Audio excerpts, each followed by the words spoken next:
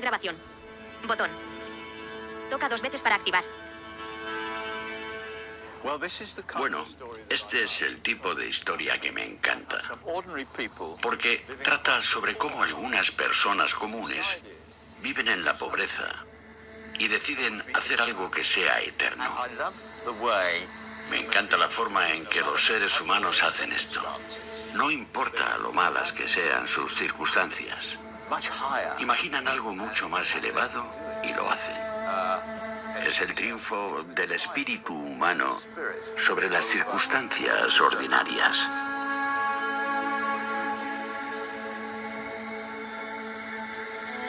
Hasta la década de los 90, los informes oficiales databan Stonehenge en torno al 2000 a.C.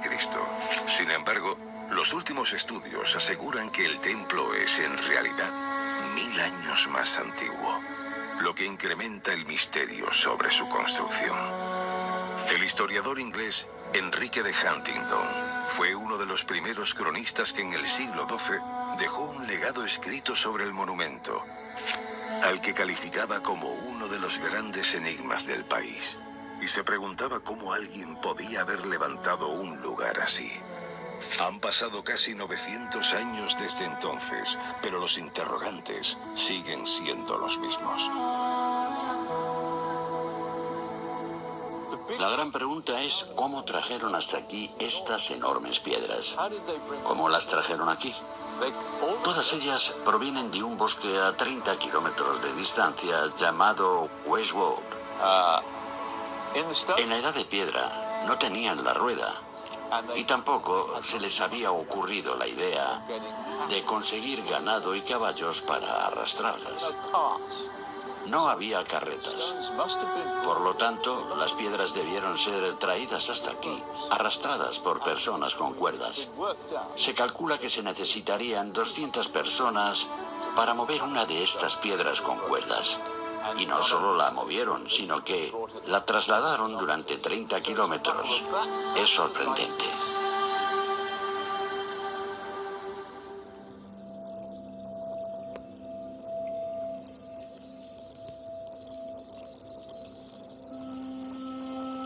Las piedras a las que Fole se refiere son conocidas como sarsen y llegan a pesar hasta 36 toneladas.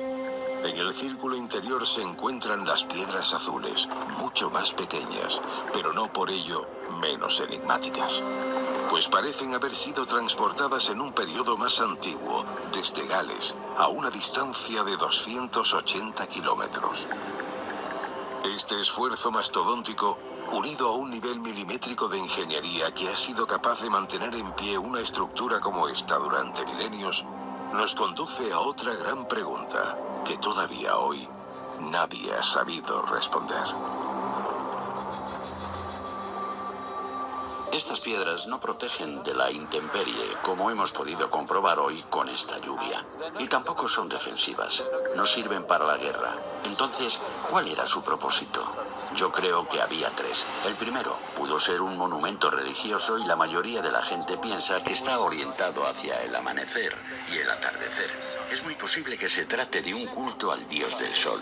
El segundo propósito de este lugar probablemente era un mercado, porque en cualquier lugar donde la gente se reunía para celebrar ceremonias religiosas, por lo general había un mercado. En tercer lugar, debieron tener un calendario en la Edad de Piedra, porque sabían cuándo era el día del solsticio de verano y el día del solsticio de invierno. Pero no tenían escritura. Entonces, ¿cómo tenían un calendario sin escritura? Creo que estas piedras pueden haber sido utilizadas para contar los días del año.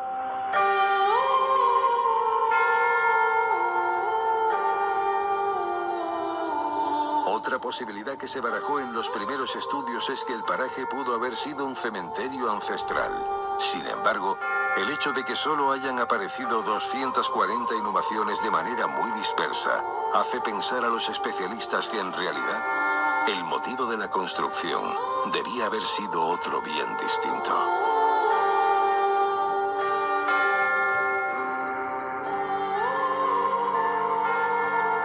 De hecho, en el paisaje de los alrededores se pueden ver grandes montículos de tierra y hay personas enterradas dentro de esos túmulos. Pero no hay un patrón uniforme y por lo tanto no es un cementerio. La gente fue enterrada aquí. Pero eso no parece haber sido el objetivo principal del lugar.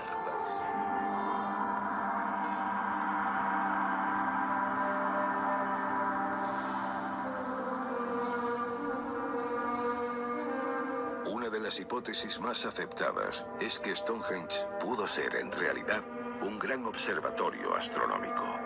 Un lugar desde donde se podían predecir los ciclos lunares e incluso los eclipses, mucho antes del nacimiento de la astronomía.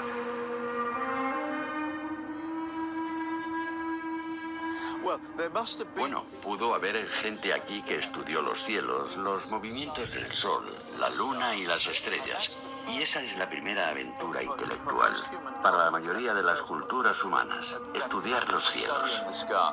Debieron hacerlo porque les interesaban los solsticios de verano y del invierno. Así que les interesaban los movimientos del sol y posiblemente también de la luna. Las personas que estudiaban estas cosas son los intelectuales de la época. Por lo tanto, pudo existir un grupo de intelectuales que estudiaron estas cosas y conservaron el conocimiento que encontraron. En la mayoría de las sociedades primitivas, estas personas fueron las sacerdotisas. Después de un esfuerzo nunca antes visto en la época para construir este monumento, el lugar pareció sumirse en un incómodo silencio de más de 2 milenios. Apenas hay señales de asentamientos posteriores en las vastas llanuras de Salisbury, y los constructores de Stonehenge parecieron desvanecerse en las brumas del tiempo. Por eso, aunque la ciencia, la historia, la genética o la arqueología hayan intentado dar respuesta a todos los enigmas que encierra este poderoso escenario, solo la labor de un novelista de la talla de Ken Follett puede, a día de hoy, imaginar cómo pudieron ser los ritos que aquí se celebraron.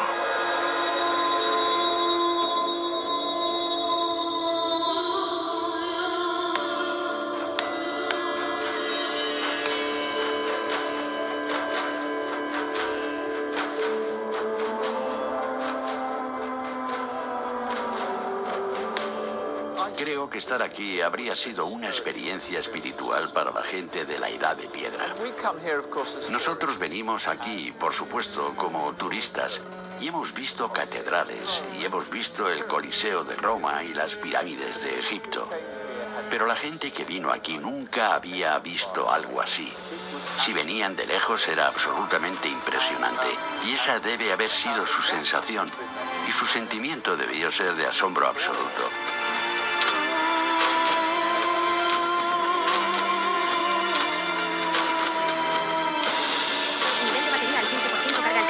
Aquí para activar el modo ahorro de energía. Estas impresionantes piedras y ver cómo sale el sol a través de ellas debió hacerles sentir en el centro del universo.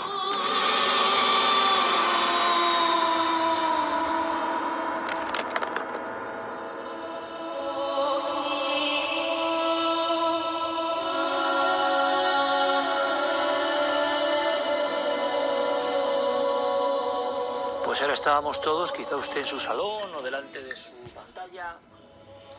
Acercar 10, detener grabación. Universo,